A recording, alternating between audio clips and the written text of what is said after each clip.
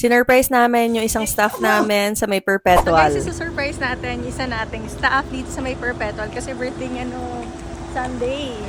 So nag-leave kasi siya nung araw na yun kaya natin natin siya surprise. By the way, dito nga pala located naming store. Nandito lang yan. So ito yung medical center. Ito yung parking booth. Tapos ayan na yung Crispy Boy. Malapit lang sa cafe. Yan na yung Crispy Boy. Puntahan na natin. Ito yung ginagawa nito sa loob. Pabili po.